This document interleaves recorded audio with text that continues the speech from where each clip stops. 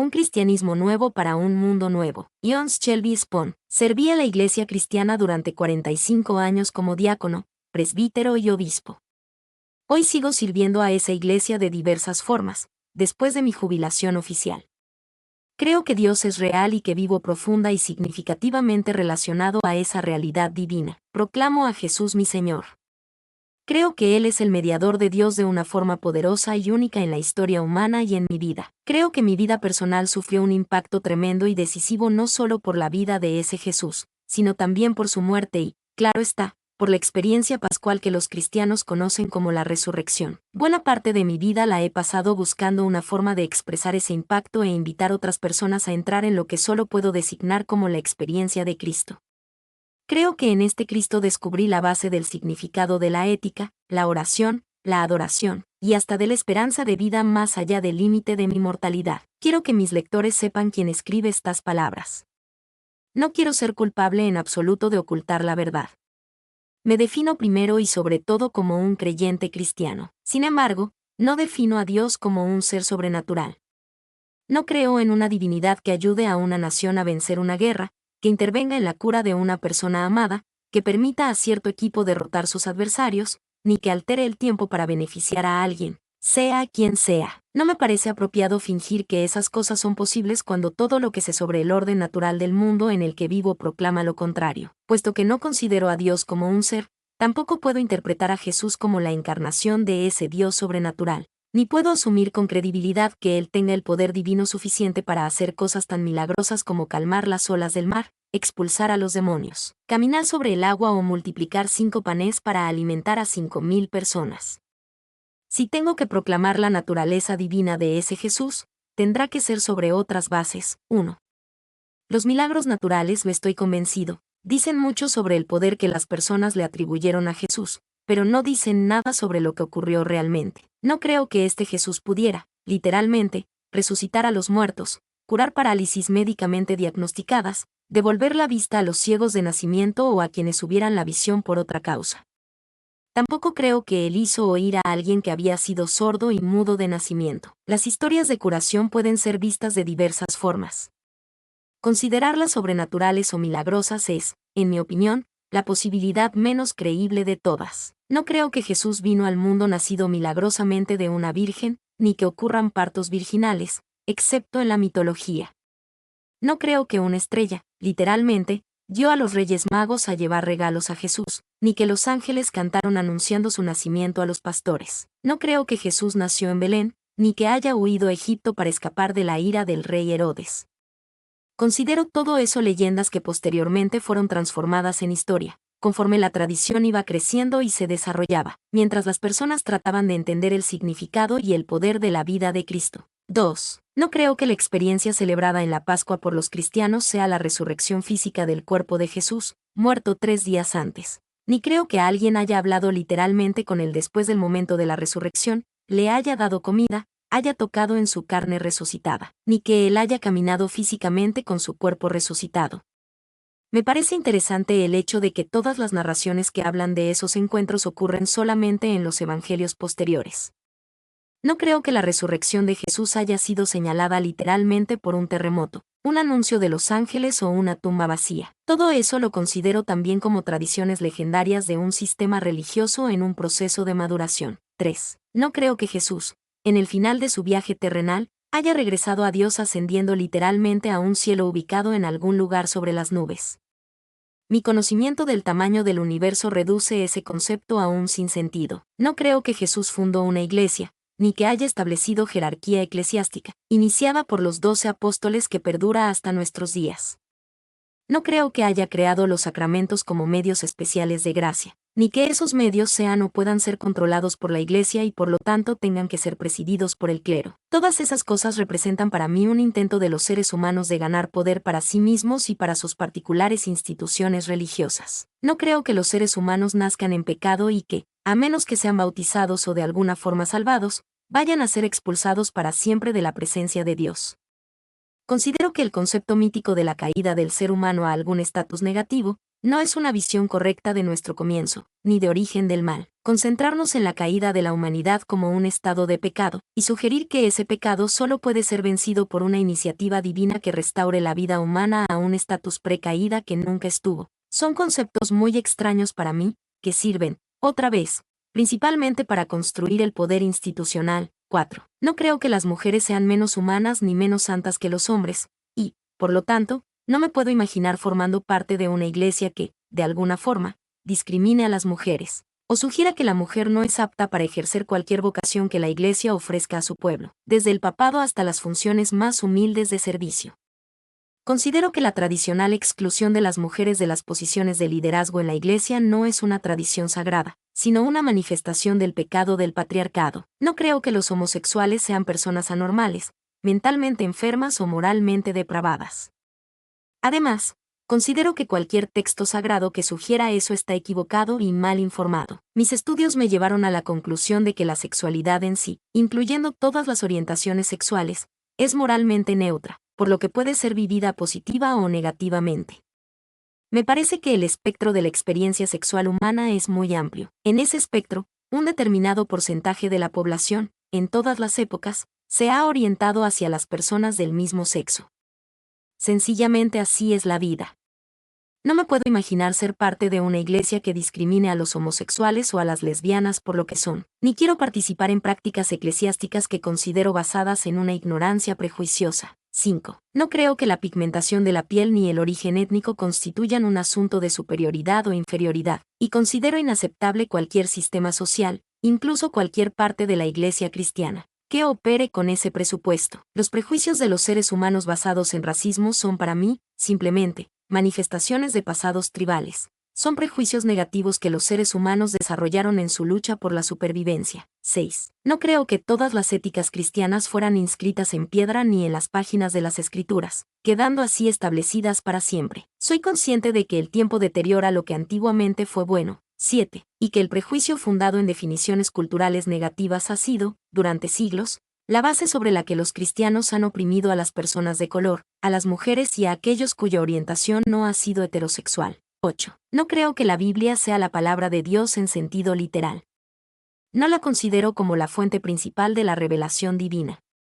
No creo que Dios haya dictado su texto ni que haya inspirado integralmente su producción. Veo la Biblia como un libro humano que mezcla la profunda sabiduría de los sabios a través de los siglos con las limitaciones de la percepción humana de la realidad en un determinado momento de la historia humana. Esta combinación ha marcado nuestras convicciones religiosas como testimonios ambivalentes de esclavitud y emancipación, inquisiciones y progresos teológicos, libertad y opresión. 9. Supongo que podría prolongar esta letanía de creencias y no creencias durante muchas páginas, pero estos pocos ejemplos son suficientes para plantear las cuestiones que quiero desarrollar. La pregunta principal que quiero plantear con este libro es la siguiente: ¿puede persona declararse cristiana, con coherencia, y al mismo tiempo desechar, como acabo de hacer, tantas cosas que tradicionalmente han definido el contenido de la fe cristiana? ¿No sería más sensato y más honesto hacer como tantos otros de mi generación, simplemente desligarme de ese sistema de fe de nuestros antepasados? Debería renunciar a mi propio bautismo y negar ser discípulo de Jesús, asumir la ciudadanía de la ciudad secular, y volverme miembro de la Asociación de Exalumnos de la Iglesia. ¿Qué me impide dar los pasos necesarios para abandonar mis compromisos de fe? ¿Falta de fuerza de voluntad, algún apego irracional y emocional que no logro romper, o será deshonestidad espiritual? Ciertamente esa opción haría mi vida mucho más fácil, menos complicada. Para muchos, tanto de la Iglesia cristiana como de la sociedad seglar, representaría un acto de coherencia. Sin embargo, no sería honesto ni sería verdadero con mis más profundas convicciones. Mi fe nunca ha sido para mí un problema. El problema ha sido siempre la forma literal que los seres humanos han escogido para articular esa fe. He optado, pues, por el camino más duro, el más complicado, a pesar de que muchas veces eso ha amenazado con romper mi alma. Al seguir ese mi camino me he sometido a una enorme hostilidad religiosa de los seguidores de mi tradición de fe, que se sentían amenazados por ello, y también me he expuesto al despido sumario de parte de mis amigos seglares, que me consideran una reliquia religiosa de la Edad Media. Frente a la hostilidad religiosa por un lado y por el otro al desprecio de mi propia incapacidad para rechazar mi fe tradicional, sigo insistiendo en que soy cristiano. Me apego con firmeza a la verdad afirmada en primer lugar por Pablo de que Dios estaba en Cristo. 2 Yoar 5,19. Busco la experiencia de Dios que creo que está detrás de las explicaciones bíblicas y teológicas que, a través de los siglos, han tratado de interpretar a Jesús. Creo que es posible separar la experiencia de la explicación, y reconocer que las palabras del pasado se hicieron cada vez menos adecuadas para captar definitivamente la esencia de cualquier experiencia. Por lo tanto, invito a la Iglesia a un cambio radical en la manera con la que tradicionalmente ha proclamado su mensaje, en la forma como se ha organizado para ser depositaria de esa reserva de poder espiritual, y en la forma en la que ha pretendido hablar en nombre de Dios a través de la historia humana. Estoy seguro de que la revaloración del cristianismo que quiero desarrollar tendrá que ser tan completa que provoque que algunas personas teman que el Dios que tradicionalmente adoraron está, de hecho, muriendo. La reforma necesaria ahora, en mi opinión, deberá ser tan absoluta que, en comparación, la reforma del siglo XVI parecerá un juego de niños. Mirando atrás, aquella reforma versó sobre cuestiones de autoridad y orden. La nueva reforma será profundamente teológica y necesariamente desafiará todos los aspectos de nuestra historia de fe, porque creo que el cristianismo no puede seguir siendo el espectáculo religioso irrelevante al que ha sido reducido. Quiero involucrar a las mejores mentes del milenio en esta reforma. Espero que nosotros los cristianos no temblaremos frente a la audacia de este reto. Hoy nos enfrentamos, como intentaré documentar, a un cambio total en la manera como las personas modernas perciben la realidad. Este cambio proclama que la forma en la que el cristianismo fue formulado tradicionalmente ya no tiene credibilidad.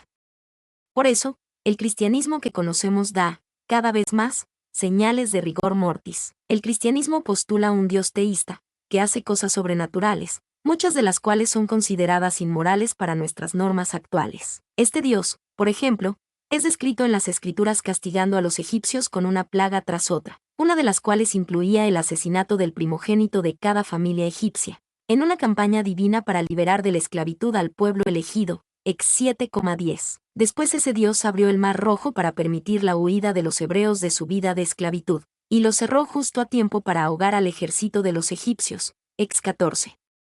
¿Es esa la obra de un Dios moral? ¿Esos actos no reflejan un Dios que los egipcios jamás podrían adorar?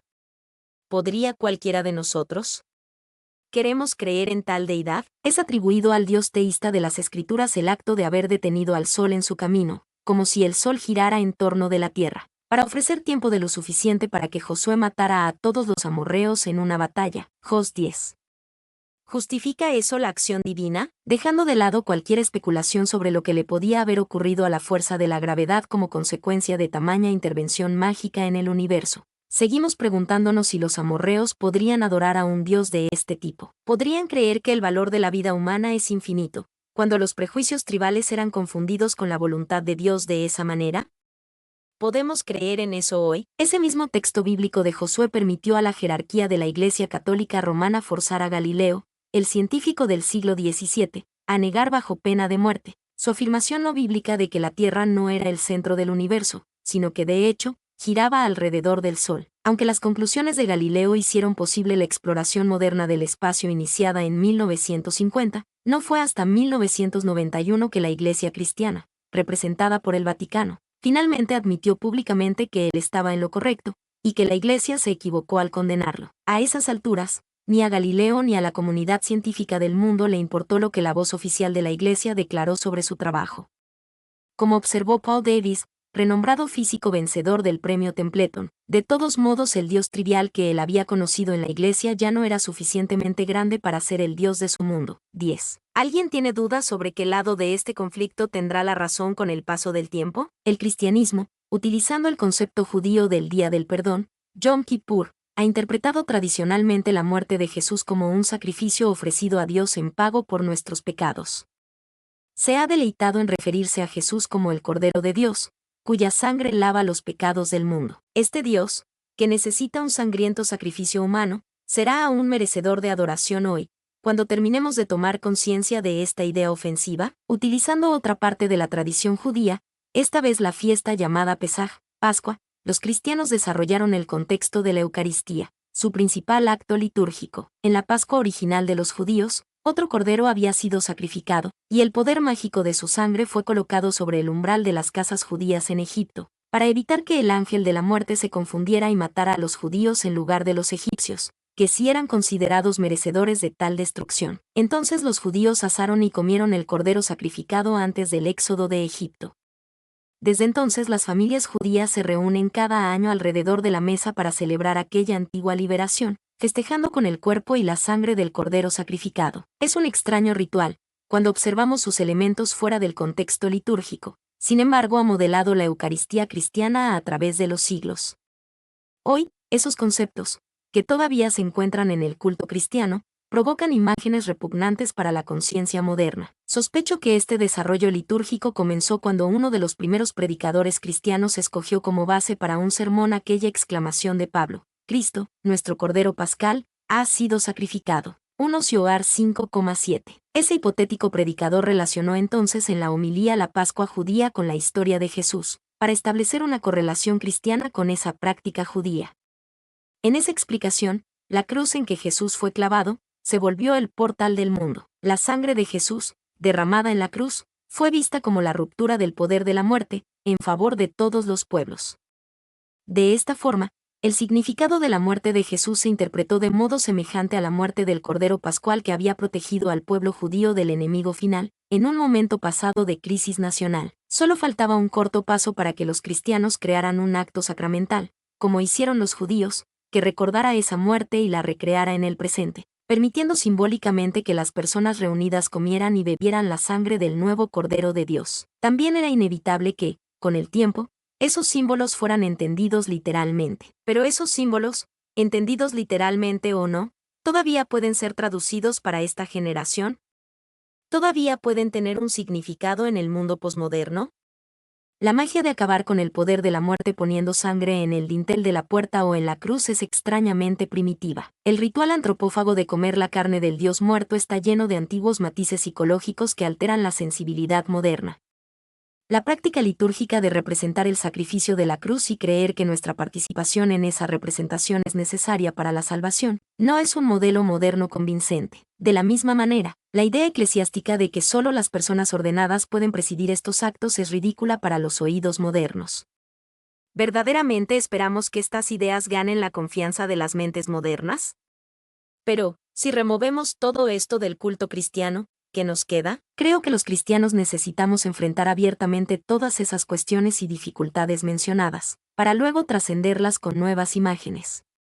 Para los cristianos que han identificado a Dios con estas antiguas interpretaciones de la divinidad, la transición no va a ser fácil, pero, claramente, ha llegado el momento de que todos vayamos más allá de la deconstrucción de estos símbolos inadecuados y rechazables, que históricamente han sido tan significativos en la vida de la Iglesia cristiana, y dediquemos nuestra atención a la tarea de delinear la visión de lo que la Iglesia puede y debe ser en el futuro. La tarea apologética principal que enfrenta la Iglesia actualmente es separar lo esencial de lo irrelevante, la experiencia de Dios atemporal, de las explicaciones temporales del Dios del pasado.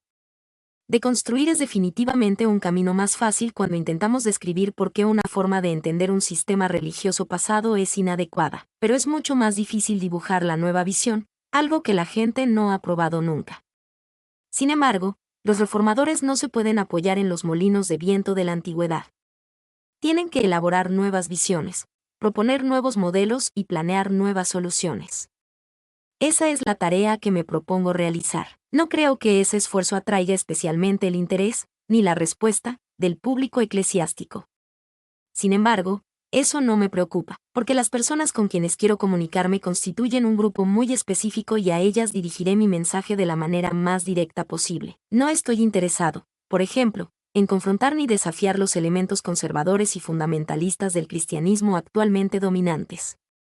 Creo que ellos morirán por su propia irrelevancia, sin mi ayuda.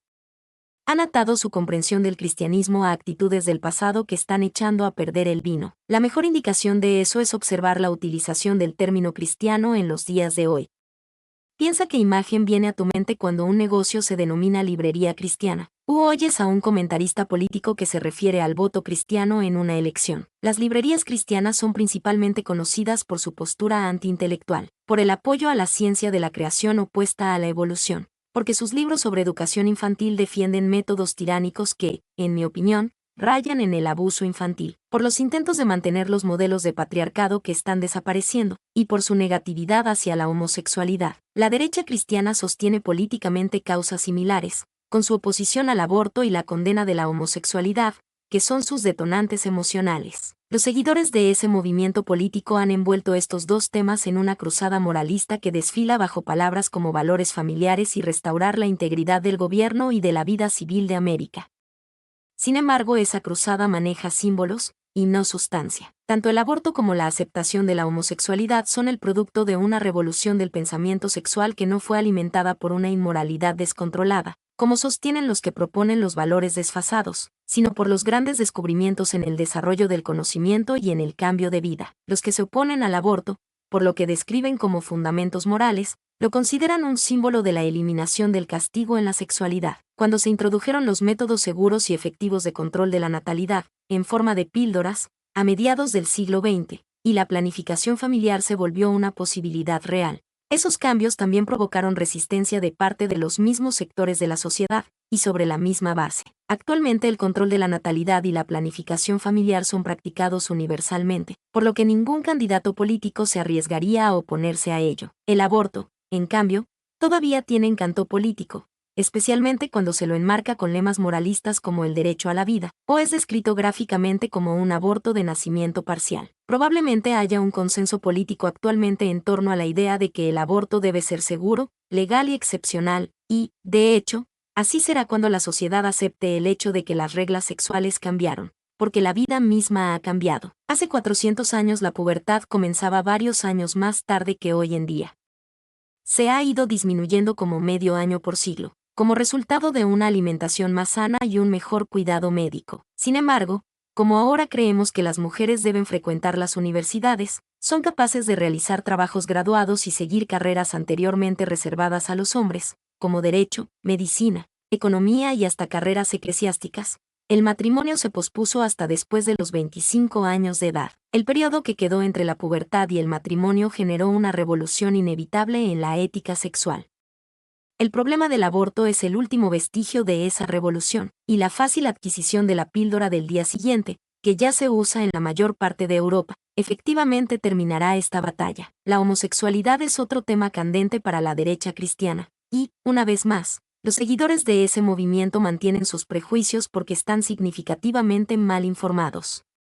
Definen la homosexualidad como una opción tomada por personas que son enfermas mentales, o moralmente depravadas. Si son enfermos mentales, esas víctimas deberían buscar curación, dicen los cristianos conservadores. Si son moralmente depravadas, deben buscar la conversión y parar sus actos pecaminosos. Esa mentalidad se enfrenta a una gran cantidad de evidencias médicas, científicas y psicológicas que indican que la homosexualidad es comparable más bien con características como ser diestro o sordo. Forma parte del propio ser de una minoría de la familia humana, y por lo tanto es algo que surge en la persona, no algo que se elige. Esas organizaciones, que en general son identificadas con el fundamentalismo cristiano o la propaganda evangélica que anuncia que son capaces de curar la homosexualidad, son, en mi opinión, no solo ignorantes, sino verdaderamente fraudulentas. Así que seré claro. No me dirijo a esos conservadores ni a los devotos que considero que viven fuera de la realidad. No pretendo convertirlos, discutir con ellos, ni tampoco afrontarlos, a menos que amenacen con convertirse en una mayoría que intente imponer su postura al resto del mundo. Creo que la divulgación del conocimiento logrará eventualmente que esas actitudes irrelevantes desaparezcan del debate del cristianismo futuro. Al mismo tiempo, no espero que estos esfuerzos de reforma o el planteamiento de una nueva visión del cristianismo sean recibidos con nada más que un bostezo indiferente de parte de los miembros de nuestra sociedad que ya decidieron que cualquier religión es una superstición empleada por los débiles. Esas personas que optaron por la vida en la ciudad secular, en lugar de mantenerse ligadas a las instituciones religiosas, no tendrán interés por mi propuesta, que considerarán como un intento de hacerle cirugía plástica a un difunto. Esa actitud secularista la ilustré bellamente en un debate en el que participé recientemente en un programa de TV en Londres. Uno de los compañeros invitados, periodista iconoclasta, se identificó como ateo y se quedó bastante perturbado cuando me rehusé a repetir como un papagayo las posturas religiosos tradicionales que él estaba acostumbrado a ridiculizar. Fue la primera vez que fui atacado por un ateo por no creer correctamente. El crítico tenía una larga experiencia de cómo lidiar con el punto de vista religioso tradicional, y había hecho paz con él abandonándolo por completo. Pero no sabía qué hacer con alguien que rechazaba los mismos aspectos de la religión que él mismo no aceptaba. Así que se quedó divertidamente irritado. Si mis ideas van a llamar la atención del mundo secular, será por los ataques públicos de los conservadores. Sin embargo, aunque esos ataques se vuelvan noticia, la ciudad secular probablemente no optará por adherirse a mi punto de vista. Pero será la única oportunidad que yo tenga de llamar la atención de los ciudadanos. Con toda seguridad los ataques conservadores serán vistos por los pensadores seculares como otra pelea religiosa de la cual se sienten felizmente liberados y en la cual no tienen ningún interés real. Aún en las principales tradiciones religiosas, no será fácil para mí encontrar un auditorio o establecer apoyo significativo. Las iglesias principales se dedican mucho más a conservar el poder institucional que a enfrentar las cuestiones de vida o muerte. El miedo que sienten los miembros de estas iglesias los llevará a comentarios del tipo, esta vez ha ido demasiado lejos.